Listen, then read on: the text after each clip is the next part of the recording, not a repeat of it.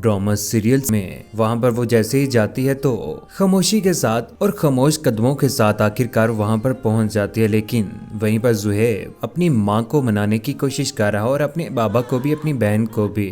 वो वहां पर कहता है कि मैं सिर्फ और सिर्फ उजाला के साथ शादी करूंगा। ये सारी की सारी बातें किरण भी सुन रही होती है। मैं आपको बता चुका हूँ, उसी के साथ मोहब्बत करता हूँ, शादी भी उसी के साथ सिर्फ और सिर्फ करूंगा। मुझे समझ नहीं आ रही कि आप किरण भाभी के चक्कर में मेरी जिंदगी क्यों बर्बाद कर रहे हैं। ये बातें सुनने के बाद किरण बहुत ज्यादा हैरान रह जाती है। उसने तो कभी सोचा भी नहीं था कि जुहैब इस हद तक जा सकता है उजाला को लेकर। यहीं पर जुहैब की माँ भी कहती है कि जुहैब मैं उस लड़की के साथ शादी हरगिज नहीं कर सकते।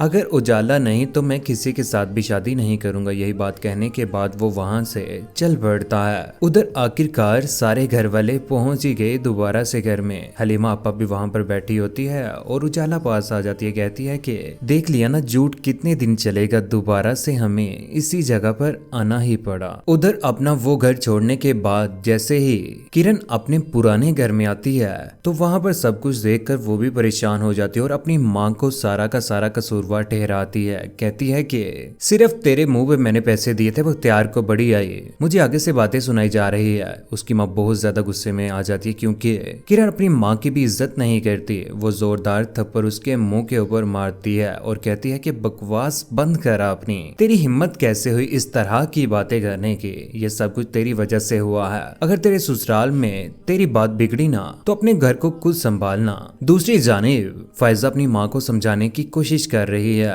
कहती है कि अम्मी बड़ी चालाक और मक्कार लड़कियां हैं, ये हमारे सीधे साधे भाइयों को सीढ़ी बनाकर इस घर पर राज करना चाहती हैं। ऐसा मैं कभी भी नहीं होने दूंगी। उधर किरण भी पहुंच ही गई उजाला के पास। उसके पास जाकर कहती है कि तुम्हारी हिम्मत कैसे हुई मेरा मुकाबला करने की, और कैसे सोचा कि तुम उस घर की बहू बनकर जाओगे। तुम एक काम करो, तुम जुहैब को अभी के अभी शादी के लिए मना कर दो। फोन पकड़ो, फोन दिखाओ अपना, मेरे फोन से नहीं बल्कि अपने ही फोन से करो, और कहो कि मैं शादी नहीं करना चाहती। ये बात सुनने के बाद आगे से परेशान हो जाती है उजाला भी और कहती है कि किरण मैं तुम्हारे कहने के ऊपर क्यों इनकार करूंगी। तुम्हें नहीं लगता कि ये मेरी जिंदगी है और मेरी जिंदगी का फैसला और जो कुछ भी, ये सब कुछ मैं हक रखती हूँ। लेकिन वो उसके ऊपर आखिरकार जुल्म भी करती है, उसे परेशान करती है। और जुहैब को भूल जाओ, तुम उससे शादी करने के ख्वाब भी देखना छोड़ दो।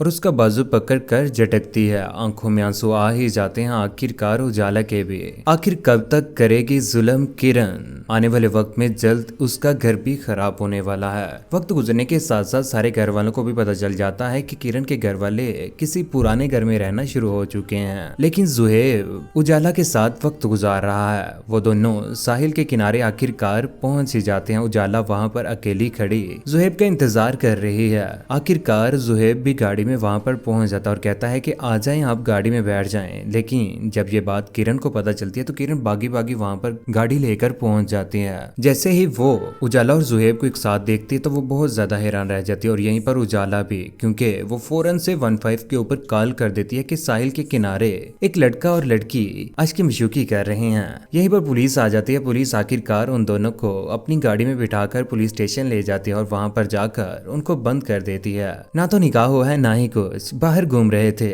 आखिरकार जब ये बात बख्तियार भाई को पता चलती है तो भागा भागा पुलिस स्टेशन पहुंच जाता है। पुलिस स्टेशन पहुंचने के बाद वहां से उजाला को धक्के मारते हुए आखिरकार घर ले आता है। घर लेकर आने के बाद उसे धक्का मारकर हलीमा आपा और अम्मा जान की तरफ फेंक देता। कहता है कि इसे संभालो, इसे कमरे में बंद करो, इसकी वजह से आज हमारी नाक कट चुकी है। जितनी जल्दी हो सके इसकी शादी कर दो, नहीं तो मुझसे बुरा कोई नहीं है। इसने तो सोच रखा है कि ये हमें बदनाम करेगी। आखिरकार हलीमा बहुत ज्यादा परेशान हो जाएगी, लेकिन किरण और उसके घर वाले फैसला करेंगे कि वो उजाला को कमरे में बंद कर देंगे। यूं आखिरकार वो कमरे में बंद भी कर देंगे। और यहीं पर जुहैब बार बार घर में आएगा और घर में आकर तलाश करने की कोशिश करेगा, लेकिन बख्तियार भाई उसे धक्का मारकर घर से बाहर निकाल देंगे और कहेंगे कि तुम यहाँ पर नहीं आ सकते। आखिरकार एक वक्त आएगा कि घर वाले बहुत ज्यादा फोर्स करने के बाद जुहैब की शादी कर देंगे और उसकी शादी भी हो जाएगी। लेकिन रिजवान पीछा नहीं छोड़ रहा इस बार दोबारा से उजाला का। उजाला जैसे ही